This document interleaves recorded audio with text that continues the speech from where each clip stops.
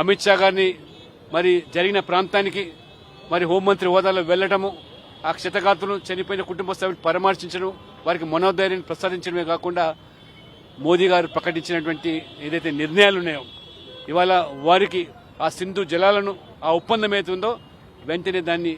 మరి నిలిపివేయాలని, పాకిస్తాన్లో వెంటనే వీసాలు ఉన్న గడువు మరి 2 రోజులు ఇచ్చి వాళ్ళు కూడా తరలివేయడం. గతంలో కూడా ఉరీ సంఘటన జరిగినప్పుడు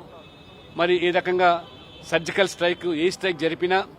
ప్రపంచంలో పాకిస్తాన్ దౌత్యపరంగా ఏకాకం చేసినా వారికి బుద్ధి రావటం లేదు. వారు దొంగ దెబ్బ తీస్తా ఉన్నారు. కాబట్టే ఈ కఠినమైన నిర్ణయాలు మోదీ గారు తీసుకొని భారత ప్రజల్లో కాశ్మీర్ భారతదేశంలో అంతర్భాగం, కాశ్మీర్ను కాపాడుకోవడానికి తీసుకున్న చర్యలు ఇవాళ బీఆర్కే న్యూస్ ఆధ్వర్యంలో కూడా మనం భారతీయులము అనేటువంటి సంఘీభావం వ్యక్తం చేస్తూ ఆ రకంగా కాశ్మీర్ను కాపాడుకోవడానికి, కాశ్మీర్ ప్రజలు కూడా మరి ఏ రకంగా వాళ్ళ జీవన స్రవంతిలో భాగస్వాముతున్నారో వారికి మరి అండగా ఉండడానికి తీసుకున్నటువంటి ఈ కార్యక్రమాన్ని నేను అభినందిస్తూ భారతీయులందరం కూడా మరి అండగా ఉండాల్సిన అవసరం ఉంది. ఈ ఆపత్కాలంలో